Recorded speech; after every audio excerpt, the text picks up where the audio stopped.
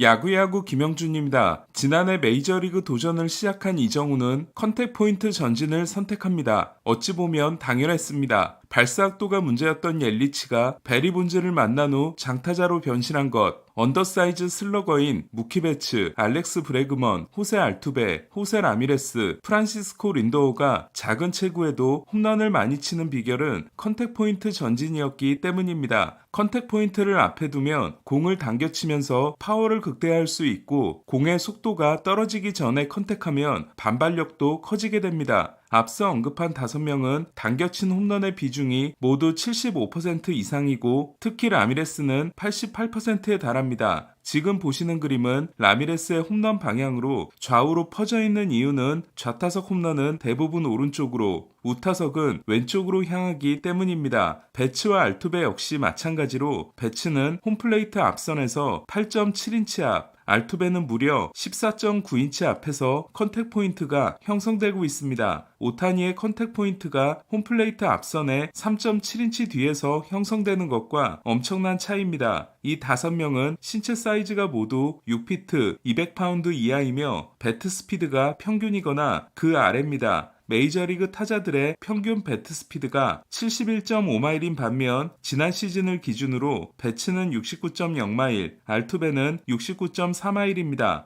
6피트 197파운드이기 때문에 이들과 신체 사이즈가 비슷하고 배트 스피드 역시 68.5마일로 이들과 비슷한 이정우가 컨택 포인트 전진을 택한 건 잘못된 판단이 절대 아니었습니다. 하지만 결과는 좋지 않았습니다. 시즌 초 이정우는 이 땅 머신이 됩니다. 컨택 포인트가 앞에서 형성되고 타구 속도는 나쁘지 않았지만 공이 뜨질 않습니다. 이때 펫버렐 코치는 타이밍이 아주 미세하게 늦기 때문에 땅볼이 된다는 진단을 내놓습니다. 어느 순간부터 이정우는 공이 뜨기 시작합니다. 하지만 이정우가 날린 플라이볼은 본인에게 맞는 각도보다 너무 높게 떠올랐고 대부분 야수에게 잡히게 됩니다. 자신에게 맞는 각도를 찾기 위해 고군분투하고 있는 동안 이정우는 어깨 부상을 당했고 시즌을 마감하게 됩니다.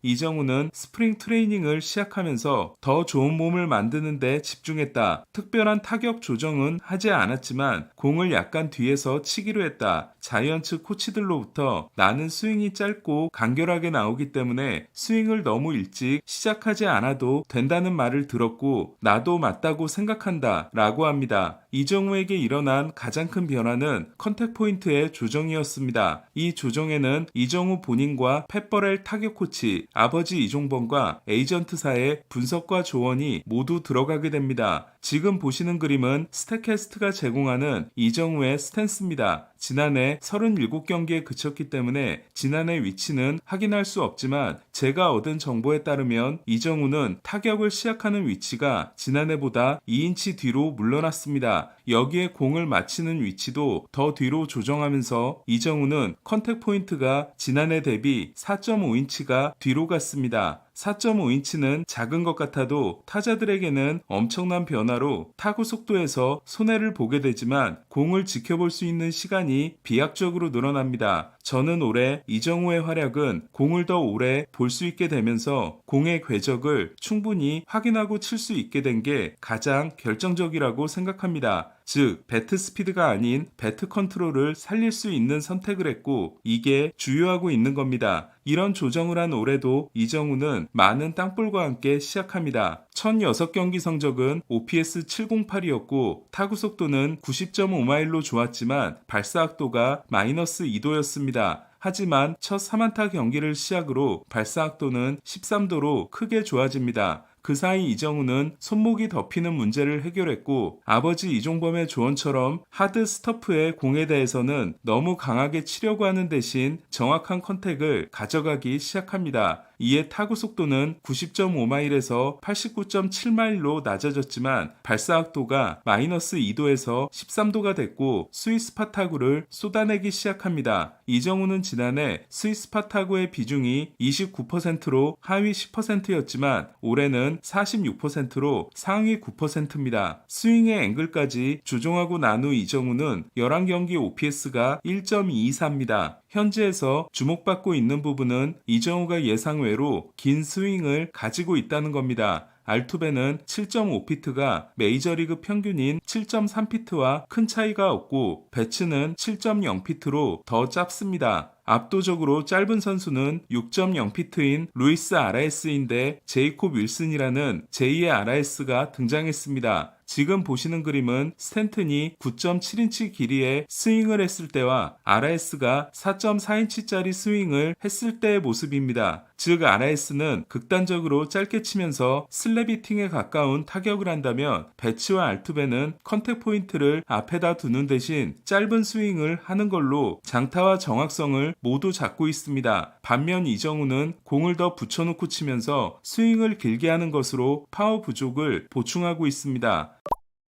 스윙이 길면 헛스윙이 많아집니다. 평균보다 짧은 스윙은 헛스윙률이 19%인 반면 평균보다 긴 스윙은 30%입니다. 하지만 이정우는 평균보다 꽤 긴 스윙을 하면서도 헛스윙률 17%로 상위 10%를 유지하고 있습니다. 미친 동체 시력과 최고의 배트 컨트롤로 긴 스윙의 약점을 극복하고 있는 겁니다. 물론 지난해 헛스윙률은 9.6%였지만 RS처럼 칠 게 아니라면 이 정도로 낮을 필요는 없습니다. 지난 영상에서도 언급한 것처럼 아웃존 컨택률이 85.5%에서 61.5%로 나빠진 건 오히려 좋은 현상입니다. 물론 체이스된 공을 맞춰 좋은 타구를 만들 수 있으면 좋지만 대부분의 아웃존 컨택은 약한 타구를 생산하게 되고 다음 기회가 없어집니다. 반면 아웃존 공을 헛스윙하면 투 스트라이크에서는 삼진이 되지만 그 전이라면 다음 기회를 얻을 수 있습니다. 제가 이정우의 늘어난 삼진을 나쁘지 않다고 생각하는 이유입니다. 이정우는 메이저리그에서 본인이 어떤 타격을 해야 하는지를 찾아낸 걸로 보입니다. 하지만 위기는 지금부터입니다. 당장 이정우가 경험해보지 못한 무시무시한 스케줄이 이정우를 기다리고 있습니다. 많은 일본 리그 타자들이 충격을 받고 또 실패하는 부분입니다. 상대팀들의 본격적인 분석도 시작될 전망입니다. 특히 다저스, 디백스, 파드리스 등 더 치밀한 분석을 하게 될 같은 디비전 팀들을 아직 만나지 않았습니다. 이정우는 변화구를 상대로 타율이 4할 1푼 9리이고 싱커와 커터를 상대로도 4할 6푼 7리이지만 순수한 포심을 상대로는 22타수 3안타 1할 3푼 6리에 그치고 있습니다. 5구 연속 포심을 던진 브라이언 우를 상대로 2루타를 날리고 좌완 오커트의 포심을 받아쳐 갈라쇼를 하긴 했지만 포심을 쳤을 때 뜬공 비율이 높고 대부분 플라이볼 아웃이 되고 있습니다. 저는 상대팀들의 반격이 이 포인트부터 시작할 수도 있다고 생각합니다. 12경기 연속 출장을 하고 휴식을 취한 이정우는 9회 대타로 나와 알바라도를 상대로 볼티모어 초 만타를 만들어 타율을 3할 4푼 8리로 높였습니다. 하지만 자이언츠는 필리스에게 패해 4연전을 2승 2패로 마감했습니다. 체프먼이 추격의 투런을 날렸지만 크리스토퍼 산체스에게 7이닝 12K 2자책 승리를 헌납했고 1회에만 5점을 준 힉스는 7이닝 5실점 패전을 안았습니다. 추위와 싸운 동부 원정을 4승 3패로 끝낸 자이언츠는 내일부터 에인절스 원정 3연전을 시작합니다. 자이언츠가 상대할 투수들은 1차전 타일러 앤더슨, 2차전 카일 핸드릭스, 3차전 기쿠치 유세이로 1, 2차전 투수들은 느린 공으로 약한 컨택을 만들어내는 투수들입니다. 반면 기쿠치는 올해도 빠른 공을 던지고 있습니다. 이정우는 이들과 상대한 적이 없습니다. 이정우에 대한 메이저리그의 반격이 어떤 식으로 시작될지 자신의 타격을 확립해 가고 있는 이정우가 극복할 수 있을지 주목됩니다. 야구야구 김영준이었습니다.